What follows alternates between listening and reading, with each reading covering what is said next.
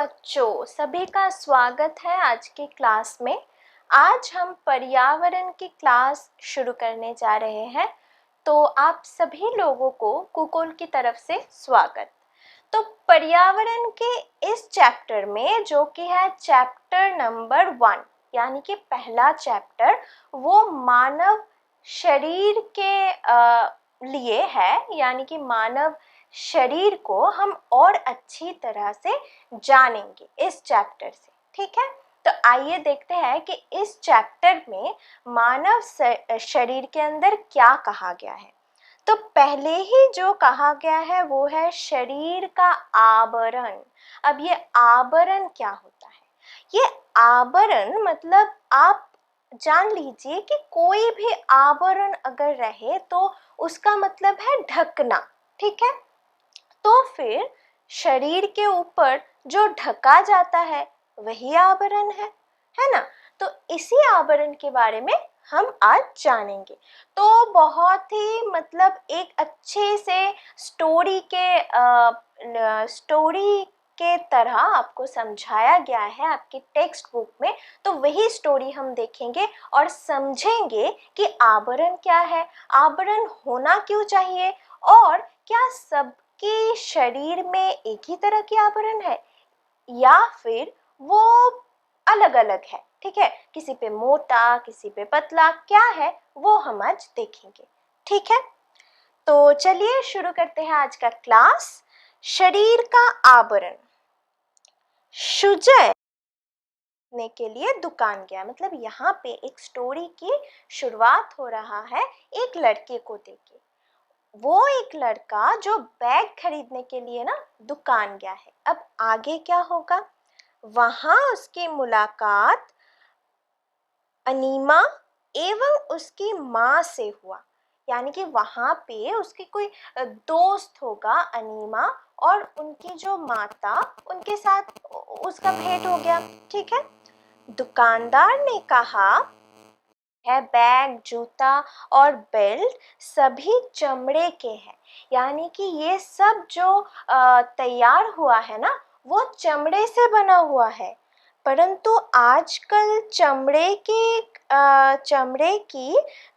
कई विकल्पों का प्रयोग किया जाता है, यानी कि अभी जो बैग, बेल्ट और जो भी है वो तो चमड़े के अलावा और भी चीज़ का बैग हमें देखने को मिलता है। क्योंकि बैग हम जो यूज़ करते हैं स्कूल में वो कैसा है, वो कपड़ों का होता है। तो यहाँ पे बोला जा रहा है कि दुकानदार ने जो कहा वो चमड़ा यूज़ किया, चमड़ा। ठीक है, चमड़े से बैग बनता है उनकी दुकान में।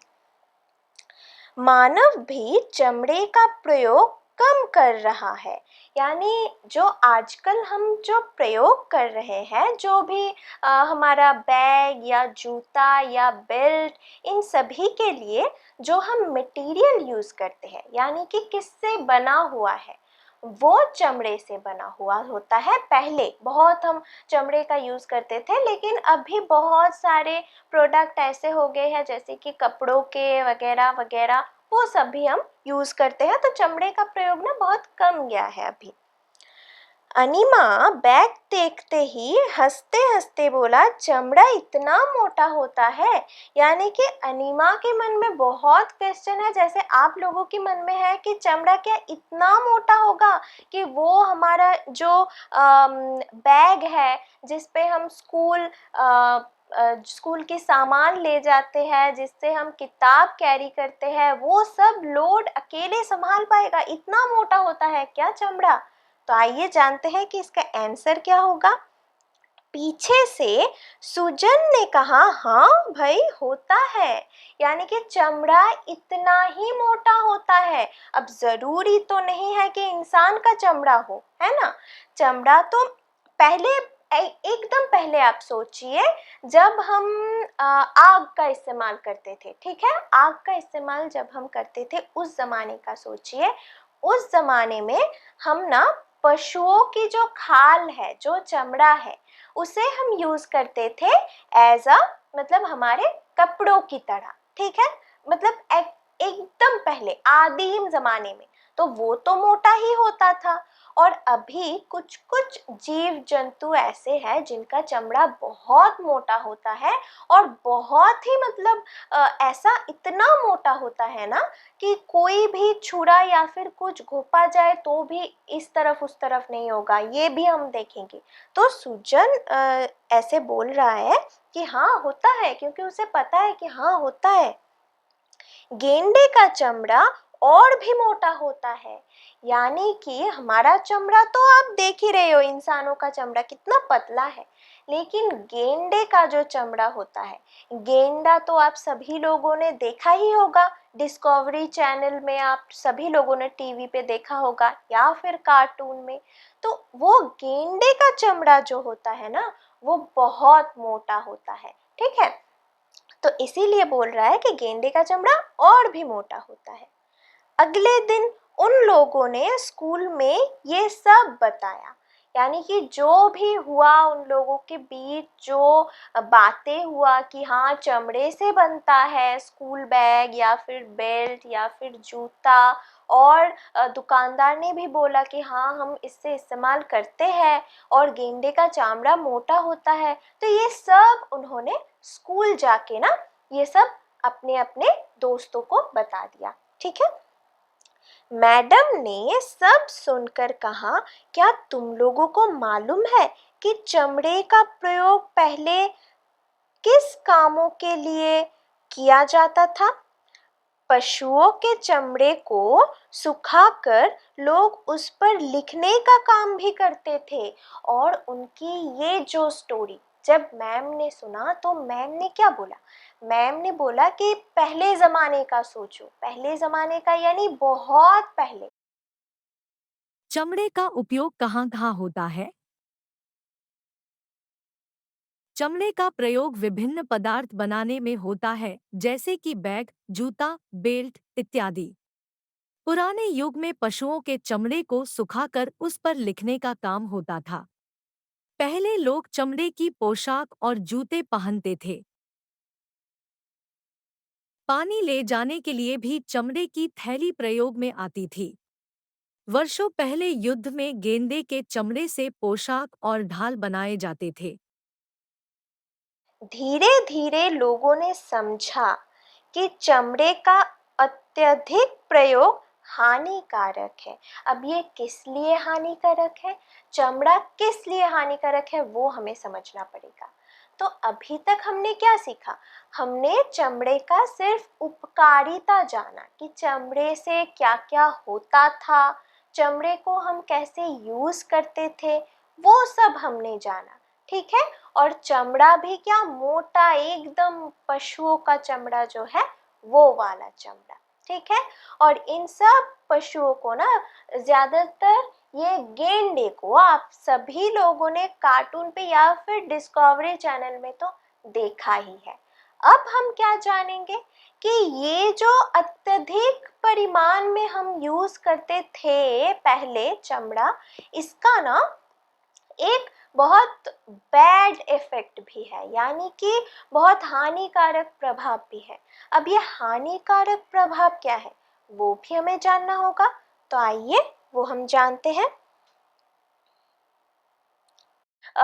मतलब हमें जो चाहिए उसके लिए हम पशुओं को मार दें। अब परिवेश में तो हम भी रहते हैं, पशुओं भी रहते हैं, सभी के लिए ये एक परिवेश है, ये एक पर्यावरण है और यही एक फैमिली है सबके लिए। तो फिर हम अपने सुविधा के लिए पशुओं की हत्या कर रहे हैं, जो कि ठीक नहीं है। वही इंसानों को बाद में धीरे धीरे समझ में आया। इसके साथ ही इसके अत्यधिक प्रयोग से पर्यावरण भी दूषित होता है। अब जो चमड़े के हम प्रयोग कर रहे हैं, पशुओं की जो हत्या कर रहे हैं, इसके लिए पर्यावरण बहुत दूषित हो रहा है। क्यों हो रहा है आगे देखेंगे।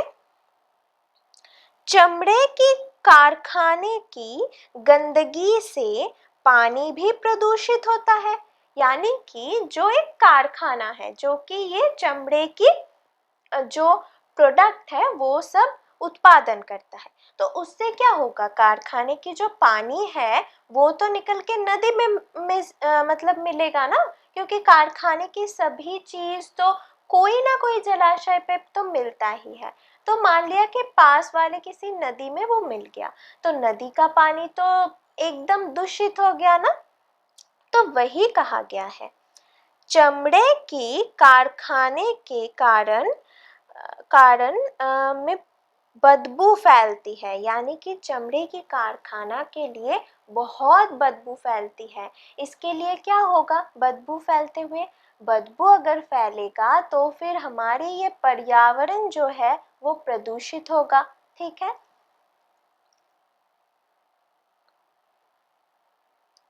इसीलिए धीरे धीरे चमड़े का प्रयोग कम करना होगा। इसीलिए चमड़े का जो प्रयोग है वो हमें धीरे धीरे कम करना होगा। रीना बोली, चमड़े का अधिक प्रयोग किस प्रकार से हानिकारक है? जानवरों को उनकी खाल के लिए मार दिया जाता है। चमड़े के कारखाने की गंदगी से पानी प्रदूषित होता है। चमड़े के कारखाने के कारण हवा में बदबू फैलती है। चमड़े के अत्यधिक प्रयोग से पर्यावरण भी दूषित होता है।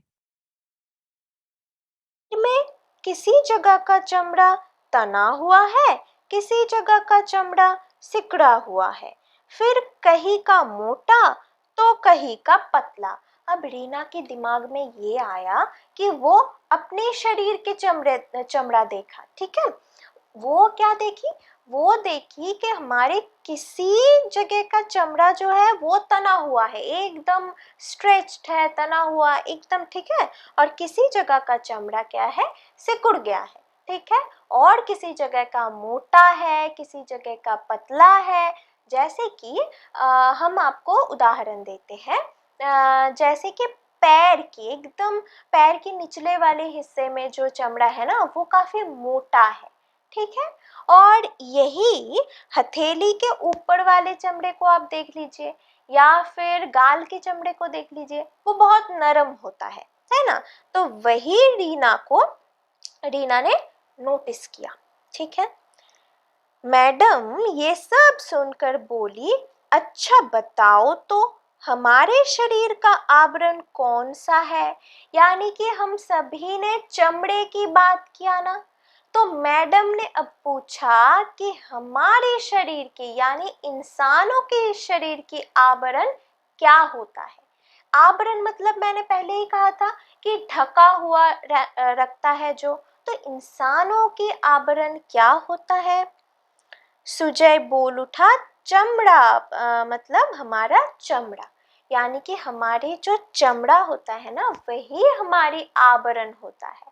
अब ये कैसे आवरण हुआ, ये किस चीज को ढकता है, तो आप जान लीजिए, हमारे शरीर में ना बहुत सारी चीज होता है। यानी कि हमारे शरीर में बहुत सारा खून है, बहुत सारा पानी है, यहाँ पे जो पेशियां है, हड्डी है, और शिराएं है, धमनी है, ये सब है ना, ये शरीर के अंदर है। तो इन सभी को आवरित करके रखा हुआ है हमारा चमड़ा। सही कहा, चमड़ा या त्वचा, जिसे हम त्वचा कहते हैं, उसके नीचे शरीर का सब कुछ छुपा है। मांसपेशी, तंत्रिका, शीरा, धमनी, ये सब। प्राण बोला, मैडम आवरण क्यों बोले। सुजय ने समझाया, आवरण यानी कि जिसे हम त्वचा कहते हैं, बाहरी चोट तथा जो भी हमें बाहर से चोट लगती है ना कभी कभी, तो उससे बचावट के लिए ये आवरण बनता है। ठीक है, चमड़े के नीचे मांसपेशी, शीरा, धमनी है, त्वचा उसकी रक्षा करती है। नहीं तो हल्के से आघात से, यानी कि जरा सा भी अगर आघात लग जाए तो भी खून निकल जाता है। मालूम है, बरसों पहले युद्ध में भी चमड़े का व्यवहार होता था। युद्ध तो आप सभी लोगों ने पढ़ा होगा या फिर टीवी पे देखा होगा ना, बहुत राजा और राजाओं के बीच युद्ध होता है, तो उसी युद्ध में भी चमड़ा का प्रयोग होता था। कैसे? गेंडे के चमड़े से पोशाक और ढाल बनाया जाता था। उस पोशाक को पहनकर युद्ध करने से ज्यादा चोट नहीं लगती थी, इसलिए उसे आभरण कहा जाता था। ढाल भी शरीर पर होने वाले बाढ़ से बचाता था। कोई जगह अगर जख्मी हो जाती थी तो रोग के कीटाणु आसानी से आक्रमण करते। वो चमड़ा हमें क्या करता था? हमें सुरक्षित करता था। क्यों? किससे सुरक्षित करता था? अगर मान लो कोई खरोच हो गया, कोई बहुत ज्यादा खरोच हो गया, तो उससे क्या होगा? उससे बहुत सारी कीटाणु जीवाणु जो है, जो घूमता रहता है वायु में हमारी चारों ओर, वो क्या होगा? हमारी शरीर में प्रवेश करेगा और हमें बीमार कर देगा। ठीक है, इसीलिए बचने के लिए चमड़ा होना या फिर कोई आभरण होना बहुत जरूरी है। ठीक है। त्वचा मानव शरीर के लिए महत्वपूर्ण क्यों है? त्वचा शरीर का आवरण है। इसके नीचे मांसपेशियां, तंत्रिका, शिराधमनी एवं अन्य अंग छिपे होते हैं। त्वचा हमें इन चीजों से बचाता है। त्वचा पराबैंगनी किरणों से हमारी रक्षा करता है। त्वचा नहीं होता तो जरा सा बाहरी चोट से खून निकल आता। त्वचा बाहरी चोटों से हमारी रक्षा करता है। त्वचा से शरीर ढके होने के कारण रोगों के कीटाणु आसानी से हमारे शरीर पर आक्रमण नहीं कर पाते। अब एक और स्टूडेंट मीना ने बोला कि हमने तो देखा कि चमड़े के अंदर बहुत सारे शीरा धमनी होता है, जो हमने कहा, तो क्या शीरा और धमनी वो सेम होता है, यानी कि वो एक ही होता है? तो याद रखना बच्चों कि शिराएं और धमनी जो होता है वो नलाकार होता है, नल की तरह शरीर के अंदर होता है, और उसे ही हम कुछ को हम कहते हैं शीरा, कुछ को हम कहते हैं धमनी। अब शीरा क्या है, धमनी क्या है? ये जो हाथ के ऊपर आप देख रहे हैं, आप लोगों के हाथ को भी आप अच्छे से नोटिस कीजिए कि हाथ के ऊपर यहाँ पे या यहाँ पे आप लोगों को दिख रहा है नलाकार कुछ। ठीक है, तो ये होते हैं शिराएं। अब धमनी क्यों नहीं दिखता बाहर से? क्योंकि धमनी ना शरीर के बहुत भीतर, मतलब चमड़े के भीतर होते हैं। शीरा जैसे ऊपर ऊपर होता है, हमें दिखता है शीरा, ये ग्रीन कलर का जो होता है, वो कभी कभी रेड कलर का, ये सब हमें दिखता है। लेकिन धमनी जो होता है वो कुछ भीतर की पोर्शन पे रहता है, इसीलिए धमनी हमें बाहर से फील नहीं होता, धमनी हमें बाहर से नहीं दिखता है। ठीक है, वही कहा गया है आपकी किताब में कि धमनियां कुछ भीतर की ओर होती है, शरीर की अनेक जगह ही के शिराएं दिखती है। मतलब शरीर के जो शिराएं है वो दिखता है, और धमनी जो है वो भीतर होने के कारण नहीं दिखता, पर दोनों ही नलाकार होता है। ठीक है, तो ये आवरण जो आप लोगों का आज का जो टॉपिक था वो तो हो गया। इस टॉपिक पे हमने क्या सीखा? हमने सीखा कि हमारे शरीर की आवरण होता है एक, सिर्फ हमारा नहीं, यानी कि इंसानों का नहीं, पशु पक्षी या फिर सभी लोगों का जो शरीर होता है, उनके शरीर को बचाने के लिए बाहरी आक्रमण, बाहरी बैक्टीरिया या फिर बहुत सारे कीटाणुओं से हमें बचाने के लिए शरीर में आवरण होता है। अब गेंडे का चमड़ा जो होता है वही उसका आवरण होता है, और वो बहुत मोटा होता है। हमारे जो चमड़े होते हैं, जिसे हम त्वचा कहते हैं, वो थोड़ा सा पतला होता है। अब हमने देखा कि जो चमड़ा है उसे हम पहले कैसे यूज करते थे। पहले हम यूज करते थे जूता बनाने के लिए, कपड़ा बनाने के लिए, पानी बहने के लिए, सब कुछ करने के लिए, ठीक है। बाद में हमें पता चला कि ये जो है दूषण करता है, हमारे पर्यावरण को दूषित करता है, इसीलिए हमने इसका प्रयोग धीरे धीरे धीरे धीरे घटा दिया, ठीक है, हो गया। अब कहा जा रहा है कि ये आवरण की जरूरत क्यों है। ये आवरण की जरूरत इसीलिए है ताकि शरीर की जो अंदर की जो पोर्शन है, शरीर के अंदर जो भी हमारा सामग्री है, जैसे कि हड्डियां, जैसे कि मांसपेशियां, शिरा, धमनी, उन सभी को एक प्रोटेक्शन चाहिए, उन सभी के बचावत के लिए ये आवरण जरूरी होता है, ठीक है। और हमने क्या जाना कि शिरा और धमनी का अंतर क्या है, वो दोनों ही नलाकार है और बाहर से सिर्फ शिरा देखा जाता है, ठीक है। तो आज की जो क्लास थी उसमें हमने आवरण के बारे में जान लिया। इसके बाद की क्लास में हम मानव शरीर के और भी डिटेल हम आलोचना करेंगे, ठीक है। तो आज की क्लास यहीं तक, मिलते हैं अगली क्लास में।